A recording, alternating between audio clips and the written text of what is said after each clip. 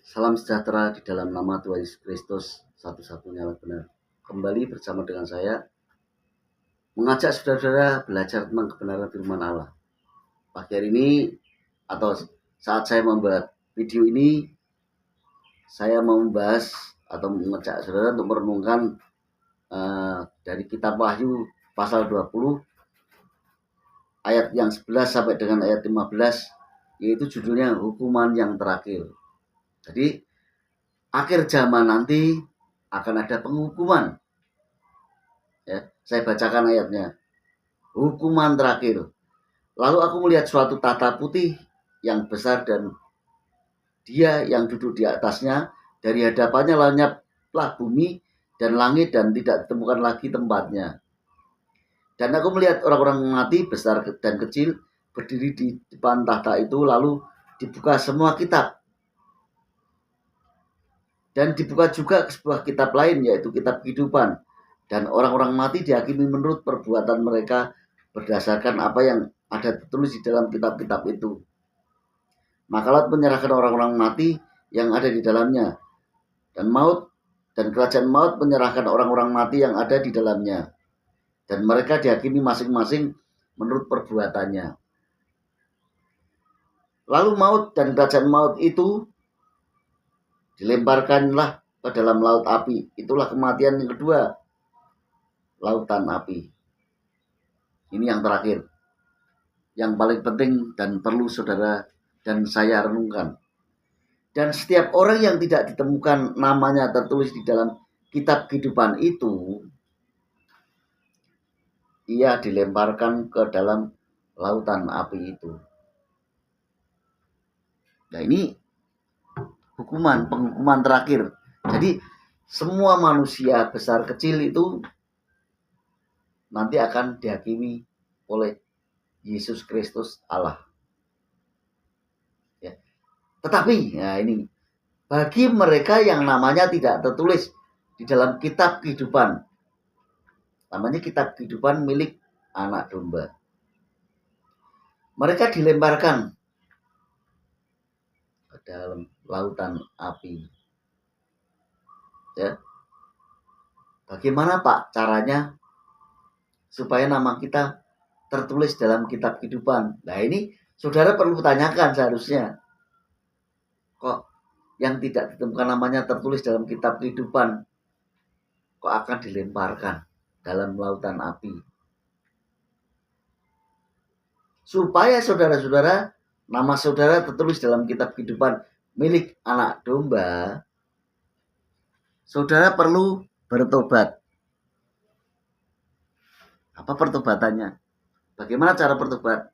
Apakah yang dulunya saya maling, mencuri, merampok, terus berhenti? Itu hanya berhenti melakukan kejahatan. Apakah yang dulu suka melakukan huru-hara yang merugikan orang, lalu sekarang jadi orang alim, itu hanya berhenti melakukan suatu tindakan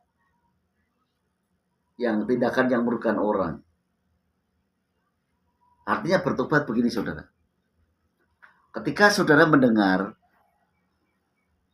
apa yang disampaikan lewat kitab suci ini, saudara melakukan. Dari saudara percaya kepada Allah-Allah yang tidak benar, lalu berbelok kepada Allah yang benar. Saudara selama ini kan percaya kepada Allah yang tidak jelas.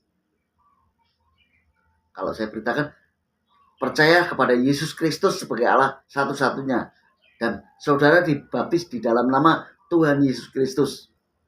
Ini bertobat. Jadi respon pertobatan adalah saudara meninggalkan keyakinan atau Allah yang tidak jelas.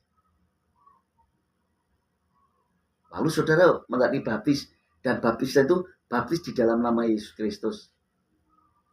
Artinya saudara dibaptis di dalam kematiannya. Apa ada Pak baptisan di dalam nama Yesus Kristus?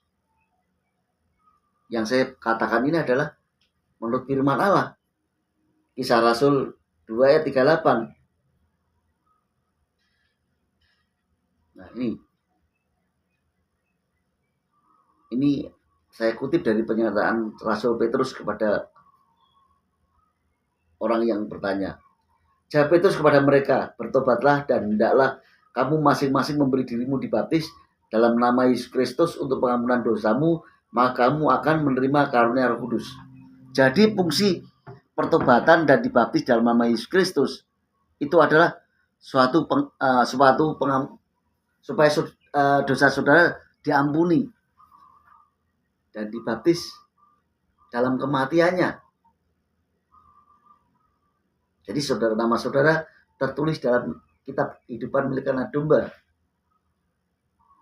Nanti kalau ada penghukuman terakhir, saudara tidak ikut dilemparkan ke dalam lautan api. Ya. Kalau saudara-saudara ingin selamat dan tidak masuk dalam dilempar dalam lautan api, nama saudara harus tertulis dalam kitab kehidupan milik anak domba dulu. Caranya, saudara tinggalkan keyakinan saudara, doktrin agama dan kepercayaan saudara, lalu percaya kepada Yesus Kristus, satu-satunya Allah yang benar, dibaptis dalam nama Yesus Kristus, dibaptis dalam kematiannya. Artinya, Pak, saya sudah dibaptis tuh Pak, dalam nama Bapa dan Anak dan Roh Kudus. Masa baptis lagi? Tidak apa-apa saudara, baptis lagi tidak apa. Saya sudah dibaptis juga. Dulu pernah dibaptis dalam nama Bapa dan Anak dan Roh Kudus. Tapi saya kembali dibaptis di dalam nama Yesus Kristus. Ya. Karena dibaptis dalam nama Bapa dan Anak dan Roh Kudus. Nama Bapa dan Anak dan Roh Kudus artinya namanya Yesus Kristus. Kalau Yesus berkata, baptislah dalam nama Bapa dan Anak dan Roh Kudus, itu artinya Yesus sedang menunjukkan, jadikan beras ini nasi. Bagaimana caranya? Dimasak. Sama dengan dalam nama Bapa, Anak, Roh Kudus. Artinya namanya Yesus. Firman disampaikan kepada Rasul Petrus tentu untuk menjelaskan baptisan dalam nama Bapa dan Anak Roh Kudus itu apa. Artinya di dalam nama Yesus Kristus. Supaya nama saudara dan saya itu tertulis dalam kitab kehidupan anak domba. Supaya ketika nanti ada penghubungan terakhir, kita tidak ikut dilemparkan dalam lautan api. Apa yang disampaikan kiranya berkati saudara-saudara. Haleluya. Amin.